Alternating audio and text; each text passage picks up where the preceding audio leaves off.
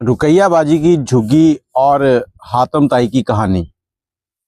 अस्सलाम वालेकुम, कैसे हैं आप लोग। मैं हूं आपके साथ अदनान और आज मैं आपको एक ऐसी स्टोरी सुनाने जा रहा हूं जो हो सकता है कि आपको भी इंस्पायर करे, आपको भी कुछ अच्छा करने का मौका दे। हिंदुस्तान से एक खानदान जो कि पाकिस्तान आया 1947 में, और लाहौर के अंदर ही उनको एक इलाके के अंदर एक हवेली थी बड़ी सी, जिसका चौथा हिस्सा उनको मिला। अब उस चौथे हिस्से के अंदर वो लोग बड़ी अच्छी जिंदगी गुजार रहे थे। एक नॉर्मल लाइफ चल रही है, पक्की ईंटों की हवेली, घर में किचन, सब कुछ प्रॉपर बना हुआ है। उनका एक बेटा जो कि 7-8 साल की उम्र का था, और उसी इलाके के बाहर निकले तो एक खेत था। खेत के कॉर्नर पर एक झुग्गी थी। उस झुग्गी के अंदर 4 लोग रहते थे। उन चारों में एक जहूर नामी लड़का था, और एक उसकी बहन थी रुकैया, और एक उसकी छोटी बहन थी।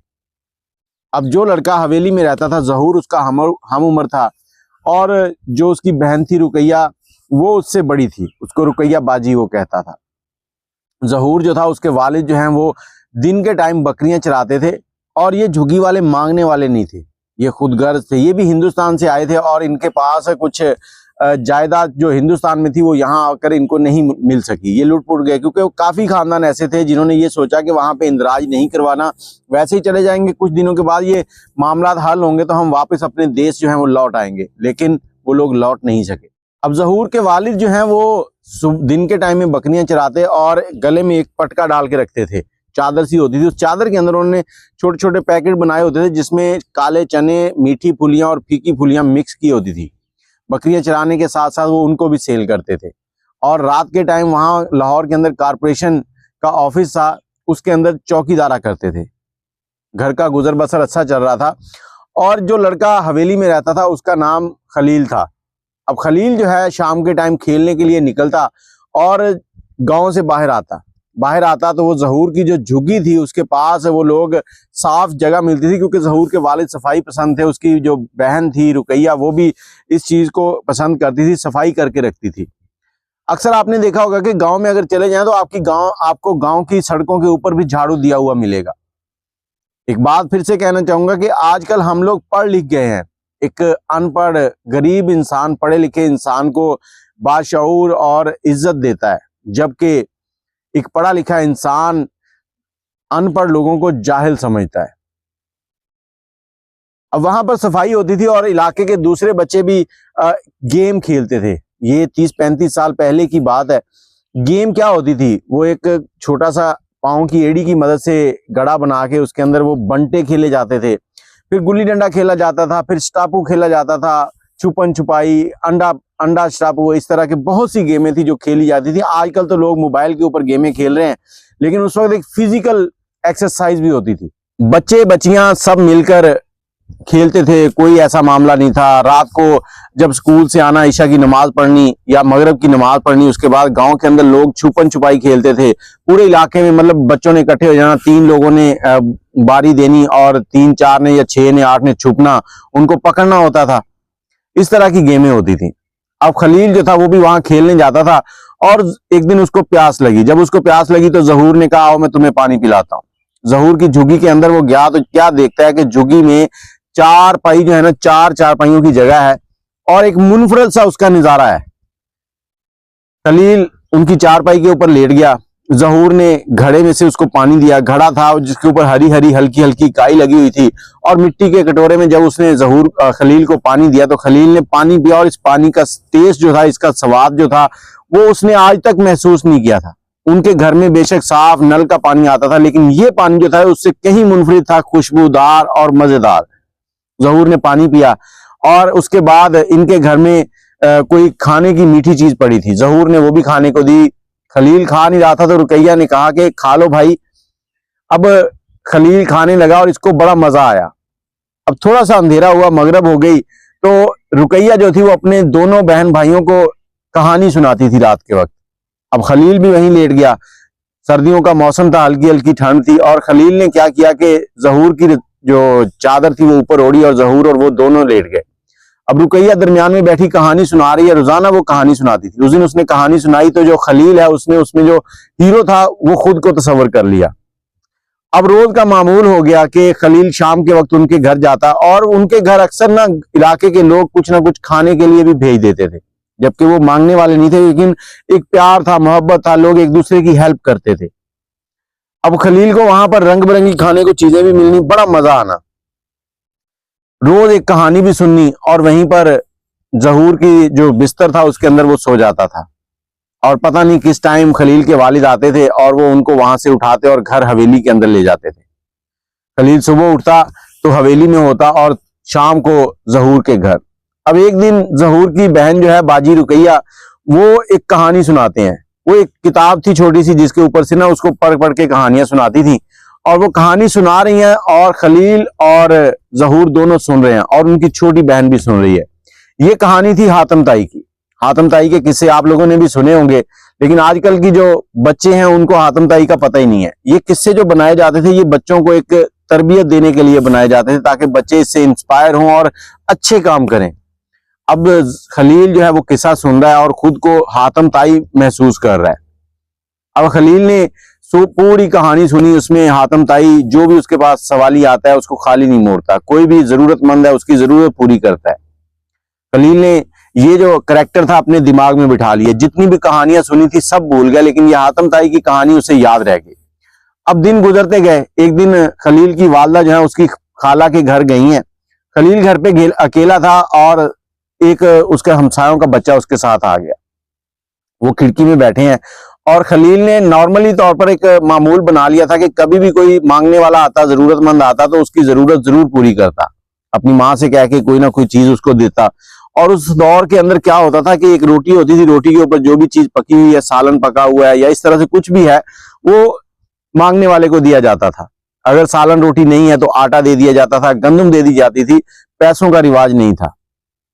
अब खलील रोज इस तरह के काम करता था और उस दिन उसको मौका मिल गया, घर पे अकेला था, सीढ़ियों के ऊपर बैठ गया अपने दोस्त के साथ और देखने लगा कि कोई मांगने वाला आए तो उसकी मदद करूं। अब एक मांगने वाला आया, उसने सदा लगाई, खलील भाग कर गया और उसने ड्रमी में से आटा निकाला, आटा निकालकर एक प्लेट भरी उसको लाके दिया। वो चला गया, खलील फिर अपने दोस्त के साथ खेलने लगा और चंद मिनटों के बाद 4-5 और मांगने वाले आगे पीछे आ गए। अब खलील ने सबको भर भर के प्लेटें आटा दिया। आखिरी मांगने वाला आया तो खलील की ड्रमी में आटा खत्म हो चुका था। इसने चंगेर में से एक रोटी उठाई और वो ले जाकर उसको दे दी। अब खलील देख रहा है कि आटा खत्म हो गया, खलील को कोई टेंशन नहीं है, उसको तो यही है ना कि अब्बू आएंगे शाम को आटा ले आएंगे। अब थोड़ी देर के बाद वालदा वापस आई हैं तो आके देखती हैं कि चारों तरफ आटा बिखरा हुआ है ड्रमी के। क्या मामला है? सीढ़ियों के ऊपर भी आटा लगा हुआ है। खलील को बुलाया, खलील से पूछा ये क्या हुआ है? खलील कहता है जी अम्मी वो मांगने वाले आए थे तो मैंने उनकी हेल्प कर दी है, मांगने वालों को आटा दे दिया है। कहती बेटा तुमने ये सारे का सारा आटा खत्म कर दिया है। अब खलील देख रहा है, खलील को कोई परवाह नहीं, उसने कहा अम्मी अब्बू और ले आएंगे।